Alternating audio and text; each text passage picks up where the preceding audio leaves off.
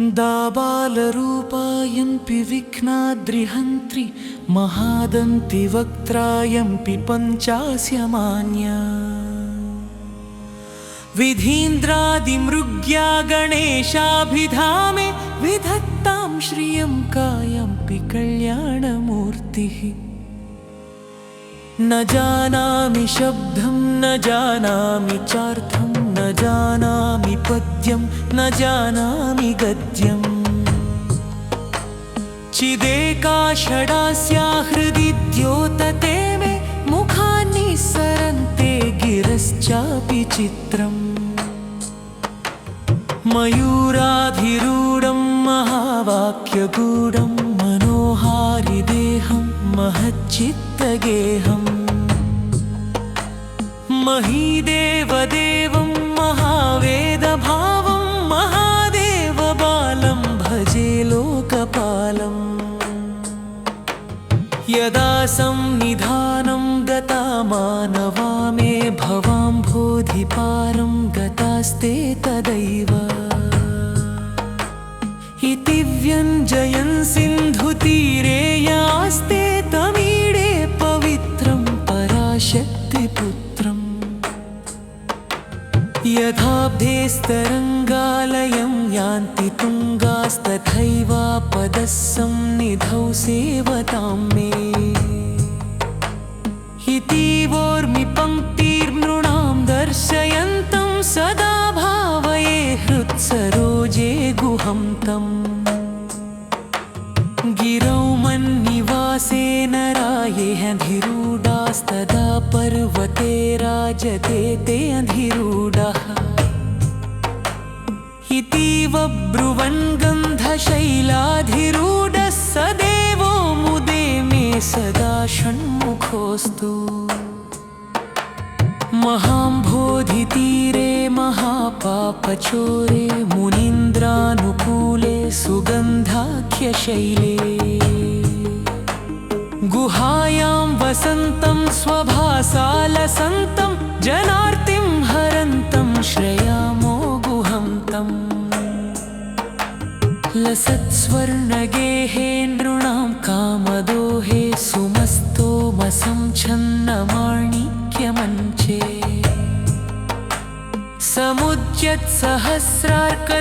समुद्यत्सहस्रार्कतुल्यप्रकाशं सदा भावये कार्तिकेयं सुरेशम् रणध्वंसके मञ्जुले हत्यन्तशोणे मनोहारि लावण्यपीयूषपूर्णे मनःषट्पदो मे भवक्लेशतप्तः सदा मोदतां स्कन्दते पादपद्मे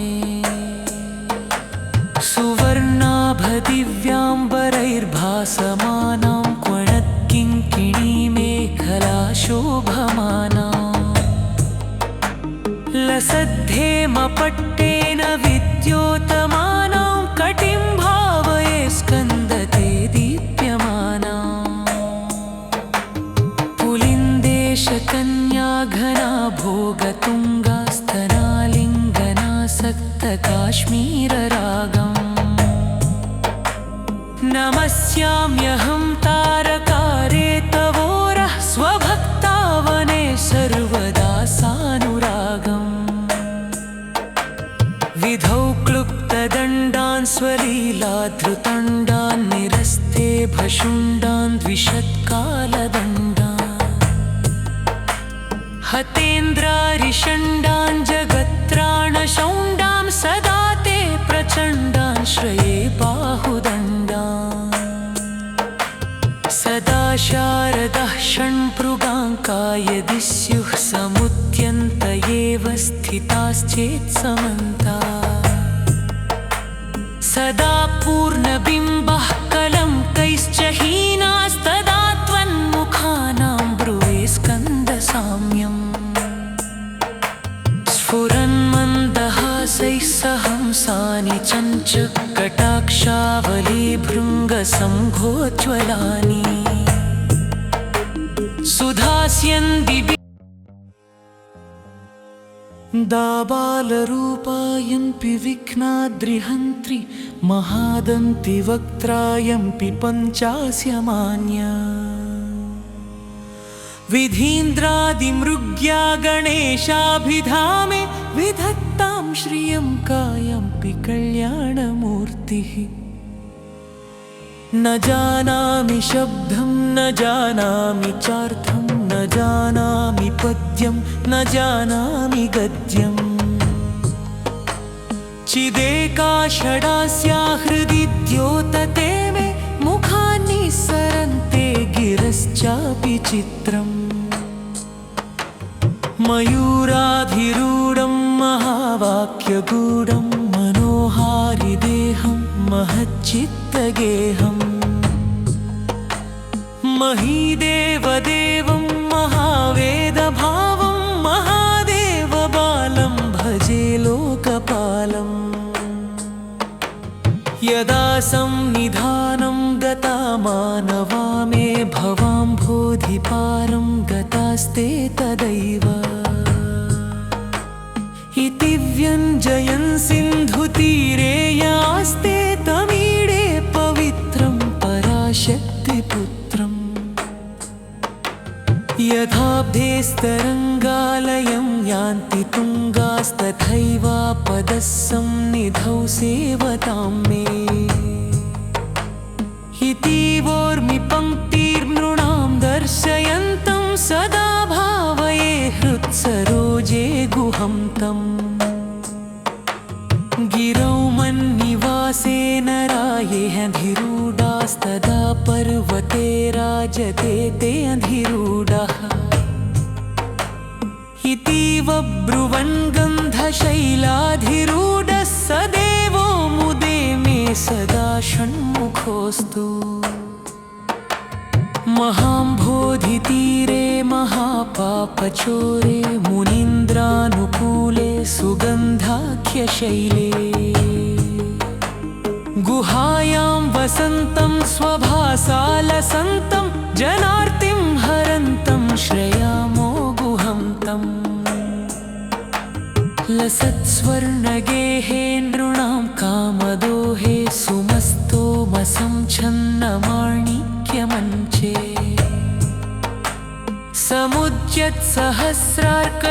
समुद्यत्सहस्रार्कतुल्यप्रकाशं सदा भावये कार्तिकेयं सुरेशम् रणध्वंसके मञ्जुले हत्यन्तशोणे मनोहारि लावण्यपीयूषपूर्णे मनःषट्पदो मे भवक्लेशतप्तः सदा मोदतां स्कन्दते पादपद्मे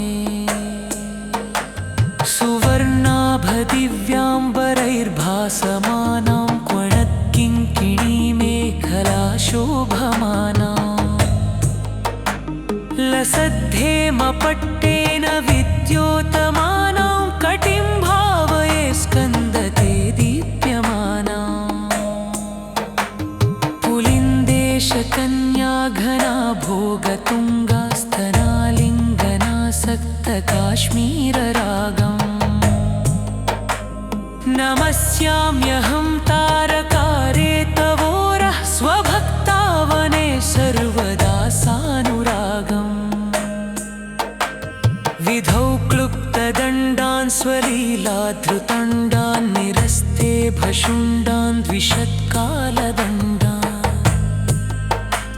हतेन्द्रारिषण्डान् जगत्त्राणशौण्डां सदा ते प्रचण्डान् श्रये बाहुदण्डान् सदा शारदः षण्भृगाङ्का यदि स्युः समुद्यन्त एव स्थिताश्चेत्समन्ता सदा पूर्णबिम्बः कलङ्कैश्च हीनास्तदा त्वन्मुखानां ब्रुवे स्कन्दसाम्यम् स्फुरन्मन्दहासैः सहंसानि चञ्चकटाक्षावली भृङ्गसम्भोज्ज्वलानि सुधास्यन्दिभि दाबालरूपायम्पि विघ्नाद्रिहन्त्रि महादन्ति वक्त्रायम्पि पञ्चास्यमान्या विधीन्द्रादिमृग्या गणेशाभिधामे विधत्तां श्रियं कायम्पि कल्याणमूर्तिः न जानामि शब्दं न जानामि चार्थं न जानामि पद्यं न जानामि गद्यम् चिदेका षडास्या हृदि द्योतते मे मुखानि सरन्ते गिरश्चापि चित्रम्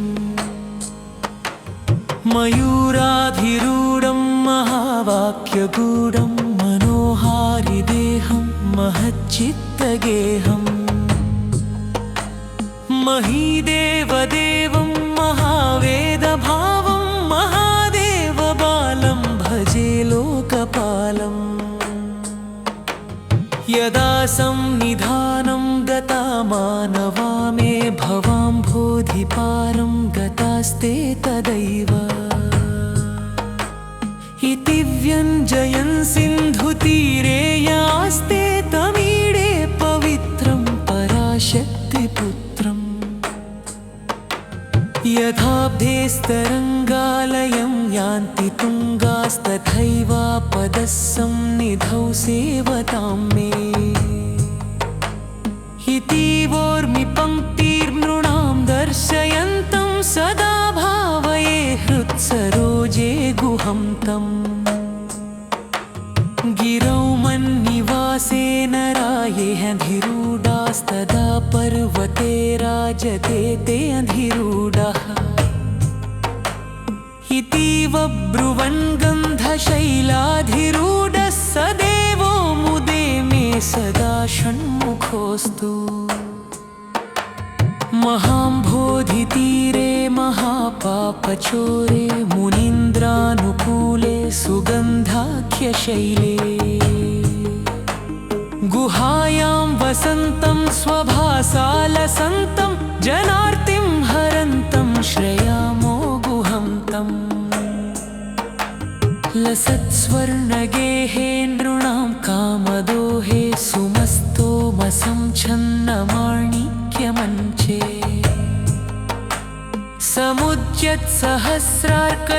समुद्यत्सहस्रार्कतुल्यप्रकाशं सदा भावये कार्तिकेयं सुरेशम् रणध्वंसके मञ्जुले हत्यन्तशोणे मनोहारि लावण्यपीयूषपूर्णे मनःषट्पदो मे भवक्लेशतप्तः सदा मोदतां स्कन्दते पादपद्मे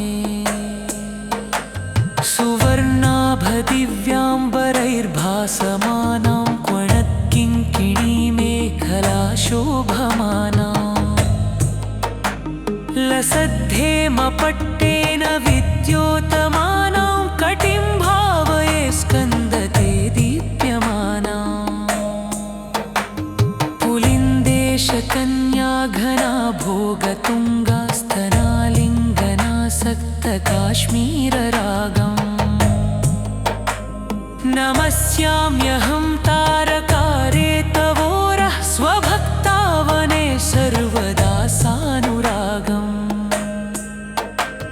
विधौ क्लुप्तदण्डान् स्वलीलाधृतण्डान् निरस्ते भशुण्डान् द्विषत्कालदण्डान् हतेन्द्रारिषण्डान् जगत्त्राणशौण्डां सदा ते प्रचण्डान् श्रये बाहुदण्डान् सदा शारदः षण्भृगाङ्का यदि स्युः समुद्यन्त एव स्थिताश्चेत्समन्ताः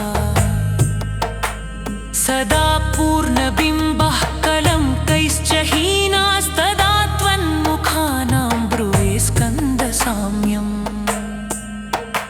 स्फुरन्मन्दहासैः सहंसानि चञ्चकटाक्षावली भृङ्गसंघोज्ज्वलानि सुधास्यन्दिवि दाबालरूपायम्पि विघ्नाद्रिहन्त्रि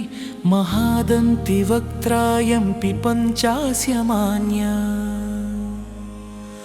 विधीन्द्रादिमृग्या गणेशाभिधामे विधत्तां श्रियं कायम्पि कल्याणमूर्तिः न जानामि शब्दं न जानामि चार्थं न जानामि पद्यं न जानामि गद्यम् चिदेका षडास्या हृदि द्योतते मे मुखानि सरन्ते गिरश्चापि चित्रम् मयूराधिरूढं महावाक्यगूढं मनोहारिदेहं महच्चित्तगेहम्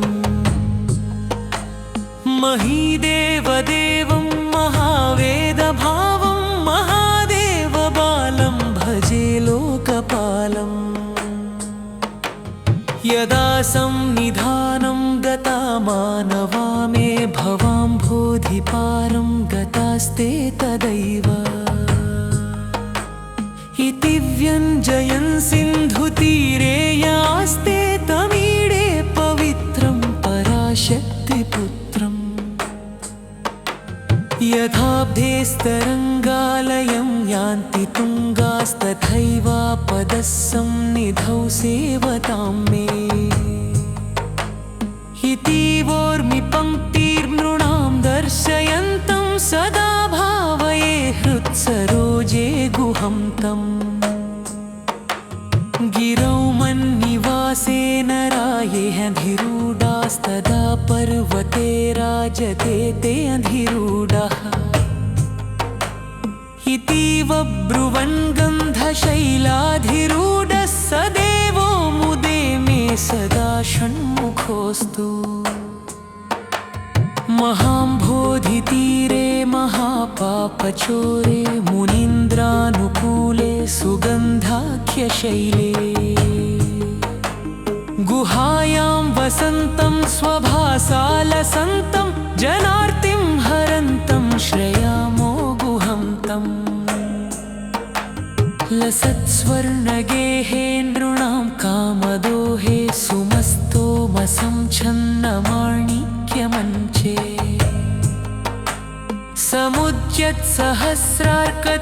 समुद्यत्सहस्रार्कतुल्यप्रकाशं सदा भावये कार्तिकेयं सुरेशम्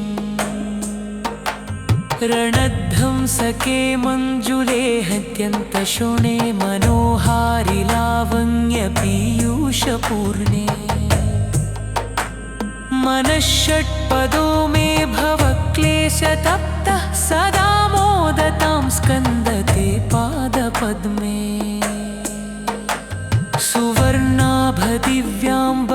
सुवर्णाभदिव्याम्बरैर्भासमानां क्वणत्किङ्किणीमेखला शोभमाना लसद्धेमपट्टेन विद्योतमानां कटिं भावये स्कन्दते दीप्यमाना पुलिन्देशकन्या घना भोगतुङ्गास्तनालिङ्गनासक्तकाश्मीररागम् नमस्याम्यहं तारकारे तवोरः स्वभक्तावने सर्वदा सानुरागम् विधौ क्लुप्तदण्डान् स्वलीलाधृतण्डान् निरस्ते भशुण्डान् द्विषत्कालदण्डान् हतेन्द्रारिषण्डान् जगत्राणशौण्डान् सदा ते प्रचण्डान् श्रये बाहुदण्डान्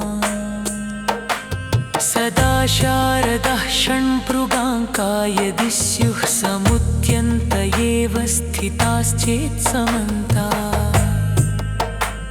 सदा पूर्णबिम्बः कलङ्कैश्च हीनास्तदा त्वन्मुखानां ब्रुवे स्कन्दसाम्यम् स्फुरन्मन्दहासैः सहंसानि चञ्चकटाक्षावलीभृङ्गसम्भोज्ज्वलानि सुधास्यन् दिवि दाबालरूपायन्पि विघ्नाद्रिहन्त्रि महादन्ति वक्त्रायम्पि पञ्चास्यमान्या विधीन्द्रादिमृग्या गणेशाभिधामे विधत्तां श्रियं कायम्पि कल्याणमूर्तिः न जानामि शब्दं न जानामि चार्थं न जानामि पद्यं न जानामि गद्यम्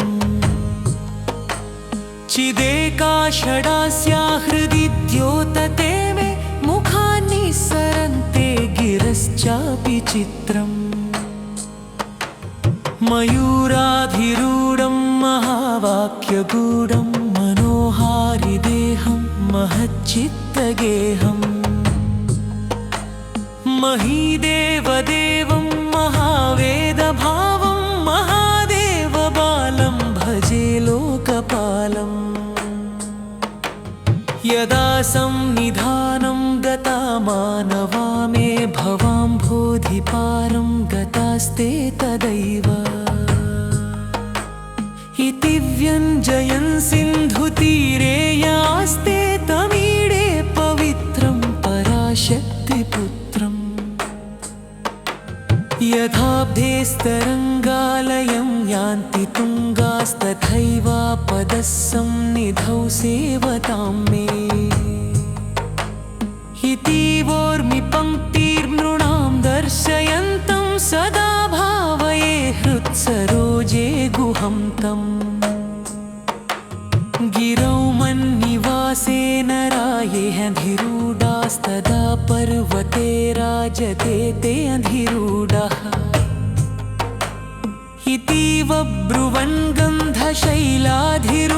स देवो मुदे मे सदा षण्मुखोऽस्तु महाम्भोधितीरे महापापचोरे मुनीन्द्रानुकूले सुगन्धाख्यशैले गुहायां वसन्तं स्वभासालसन्तं जनार्तिं हरन्तं श्रयामो गुहं तम्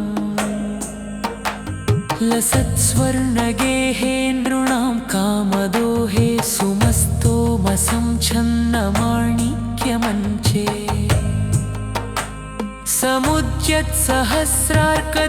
समुद्यत्सहस्रार्कतुल्यप्रकाशं सदा भावये कार्तिकेयं सुरेशम् रणध्वंसके मञ्जुले हत्यन्तशोणे मनोहारि लावण्यपीयूषपूर्णे मनःषट्पदो मे भवक्लेशतप्तः सदा मोदतां स्कन्दते पादपद्मे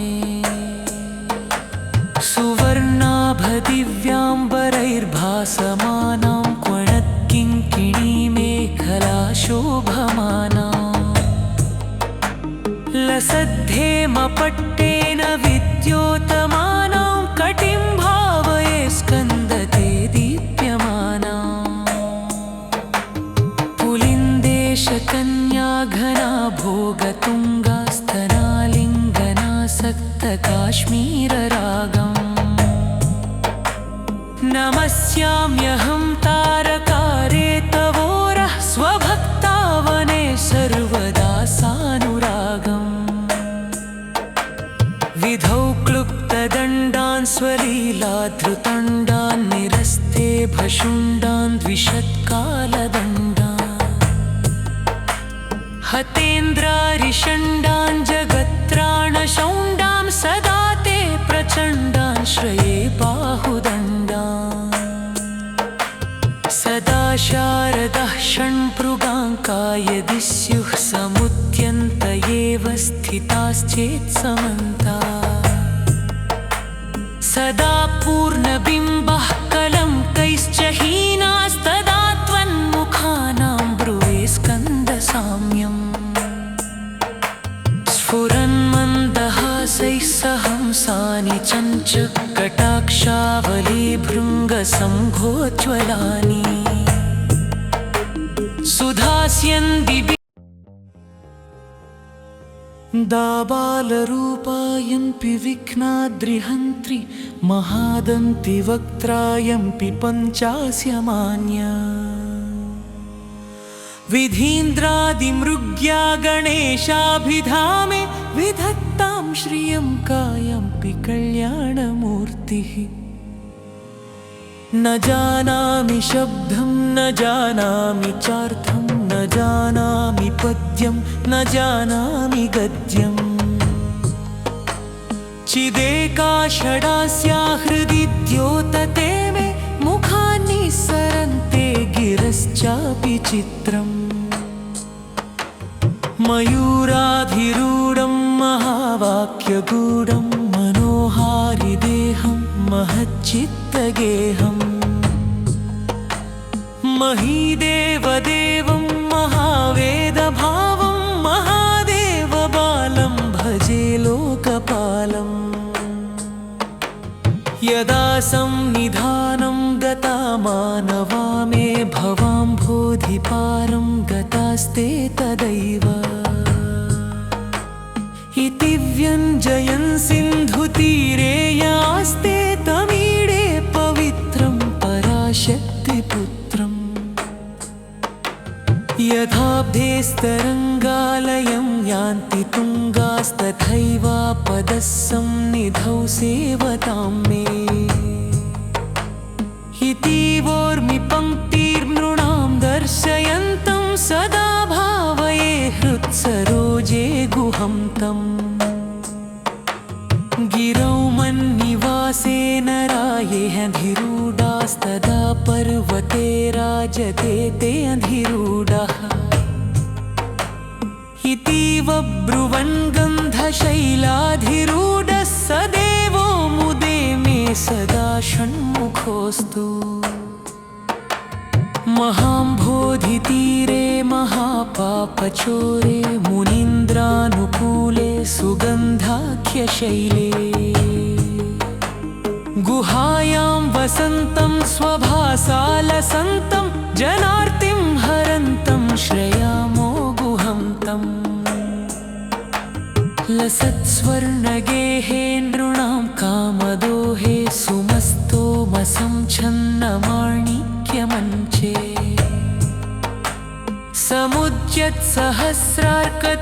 समुद्यत्सहस्रार्कतुल्यप्रकाशं सदा भावये कार्तिकेयं सुरेशम् रणध्वंसके मञ्जुले हत्यन्तशोणे मनोहारि लावण्यपीयूषपूर्णे मनःषट्पदो मे भवक्लेशतप्तः सदा मोदतां स्कन्दते पादपद्मे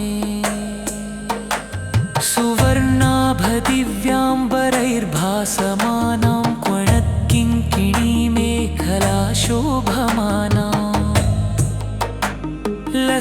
लसद्धेमपट्टेन विद्योतमानां कटिं भावये स्कन्दते दीप्यमाना पुलिन्देशकन्या घना भोगतुङ्गास्तनालिङ्गनासक्तकाश्मीररागम् नमस्याम्यहं तारकारे तवोरः स्वभक्तावने सर्वदा सानुरागम् विधौ क्लुप्तदण्डान् स्वलीलाधृतण्डान् निरस्ते भशुण्डान् द्विषत्कालदण्डान् हतेन्द्रारिषण्डान् जगत्त्राणशौण्डां सदा ते प्रचण्डान् श्रये बाहुदण्डान् सदा शारदः षण्भृगाङ्का यदि स्युः समुद्यन्त एव स्थिताश्चेत्समन्ता सदा पूर्णबिम्बः कलङ्कैश्च हीनास्तदा त्वन्मुखानां ब्रुवे स्कन्दसाम्यम् स्फुरन्मन्दहासैः सहंसानि चञ्चकटाक्षावली भृङ्गसंघो